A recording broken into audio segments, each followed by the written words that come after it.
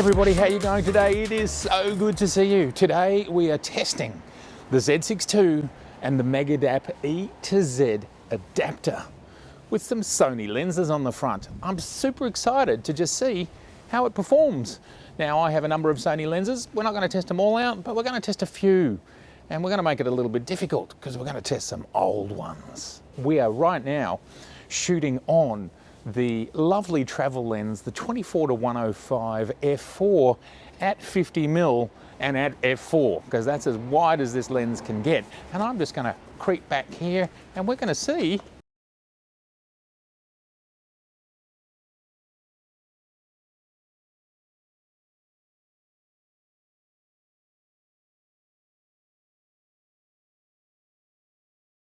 it's going to keep me in focus. I'm pretty confident of that, doing exactly what this system always does. And then I'm going to come in forwards and do the same thing.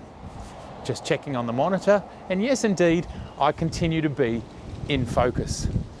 Now my experience so far using the ETZ adapter, having shot with it now probably something like 5 or 6 times on the front of my Z6 with the 55mm 1.8 attached at 1.8, at 2, at 2.2, pretty close to wide open or wide open. The thing works absolutely brilliantly and it absolutely tracks whatever I'm up to. From my perspective, these adapters are a real world option. Now, I did want to show you it working in stills, but I don't have another face besides my own to shoot with because nobody in my family wants to be on the World Wide Web in front of potentially thousands and thousands of people. So right now we're stuck with me in video mode, and the stills component of this video will have to come at another time, unless I can find an effigy of myself, which I don't have. Now, this would be an interesting test if there were multiple people. I'd love to try that, but again, we're still in lockdown and I simply can't.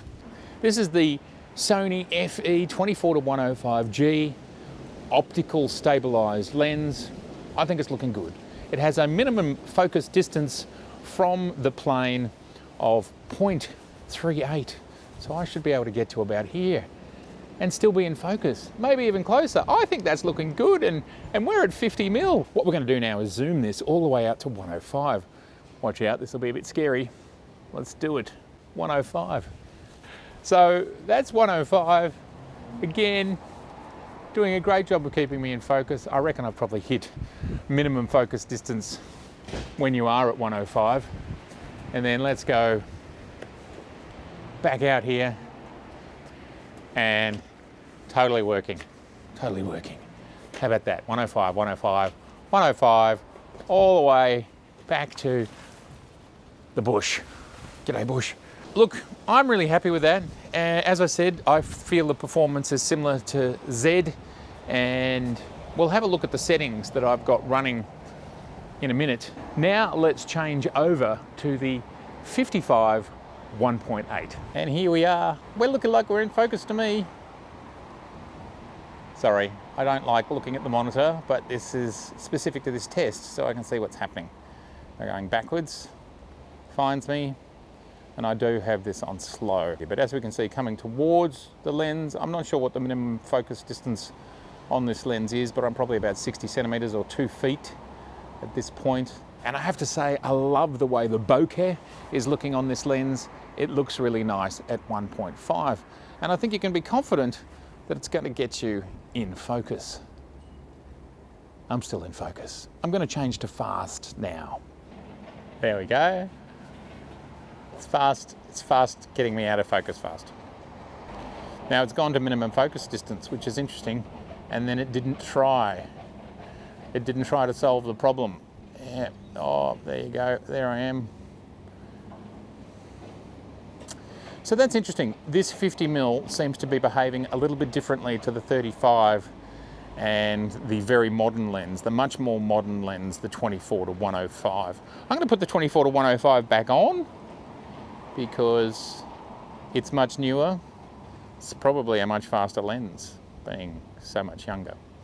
But there it is. I'd love to try it out for stills. I think it won't have any problems at all in stills. Okay, now we're shooting on the Carl Zeiss 35mm 2.8, and I am something like 40 centimeters, 16 inches from the lens, something like that. Now I'm going to step myself back and let's see how it goes. I've always found that these systems don't seem to work quite so well when you're going backwards as opposed to going forwards. Sort of logical. I mean, most things when we track people running, or we track horses, or we track vehicles. Most of the time we move forwards. It's rare that people go backwards. So that logic in predicting which way an object is going to go, it does make sense. Backwards is unusual. And face detect is not really relevant. Most people going away from the camera, face detect becomes irrelevant, doesn't it? It just does. It's just the way that it is. But anyway, here we are back on the hedge at 35mm. Looks good. And we are wide open at 2.8. Walking towards the camera, imagine that you're a news journalist and you just want to casually walk to the camera. Well, you can use your Z6 II and your Megadap adapter. And the reason I brought these two lenses out today is because these lenses are old. Perhaps you'd think least likely to work because they're so old. They're almost a decade old for the E-mount. I purchased both the 35mm 2.8 and here the 55mm 1.8 on the launch of this very camera here, the A7R. This is the original, and I bought these in 2013 because even back then I could see the merit of a mirrorless camera. I mean, have a look how tiny the A7R was, and it was 36 megapixels in this tiny package. And if we take off the lens, golly gosh, it's just really small. As I've always said, I'm camera agnostic. I get the best camera to suit my use case, and I got this one almost 10 years ago. What this means is you may well be a Nikon user and you can go out there into the world and get hold of some of these much older Sony lenses, secondhand, super affordable, and just experiment and play. And there might be a lens in the Sony line that you would love to have right now for your Z system, but it doesn't exist. So here we are on the 24-105G, and this is a much more modern lens than the release lenses, and I think it is behaving better on the adapter. And look, that makes sense. Those original lenses were created before face detect and face tracking ever even happened. Who knows exactly what's going on in their logic? Please let me know in the comments below if you think there's anything in that. Can an old lens simply not be as good at this sort of stuff? Face detect. I don't know, it's outside my pay grade.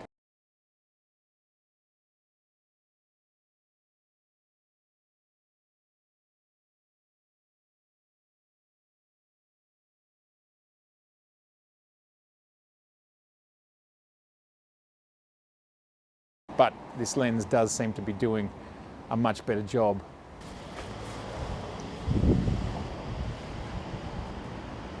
Yeah, this system definitely loves you walking towards the camera, which of course is logical. We walk with our faces towards, and face detect is designed for incoming, not outgoing objects, because that would be the majority of use cases. Yeah. That's really obvious how that's working. Like I said, I think mileage will vary very much on each individual lens. I don't know how much the adapter has to understand and be programmed for each of the E-mount lenses. I'm not sure if that's going on there. I suppose protocols should be identical, but then the Nikon Z knows nothing about the Sony E-mount lenses. There's an interesting dance in there, and I would love people who know more about this than me to share in the comments below. So please let me know your thoughts on the Megadap adapter. Let me know your thoughts on, would you consider adapting any older lenses, older E-mount lenses that you don't quite have yet for your Z mount? Or just doing it for fun, or just doing it as a trial. This is just a fun little look at focus. This is not a deep dive on the ETZ adapter in all use cases. I just wanted to show it working with no camera operator and how it manages to still use face detect in a situation like this, where you might be talking to camera, a news item, vlogging, YouTubing, whatever else you might be doing, creating a documentary, and it works absolutely well. Well, everybody, absolutely fantastic to see you. If this is your first time here, I would love to see you again, so please do subscribe and please share, please like. Oh, that's very helpful as well. Don't forget our merch, like so, just down below, and channel membership. I look forward to seeing you very soon. Okay, bye for now.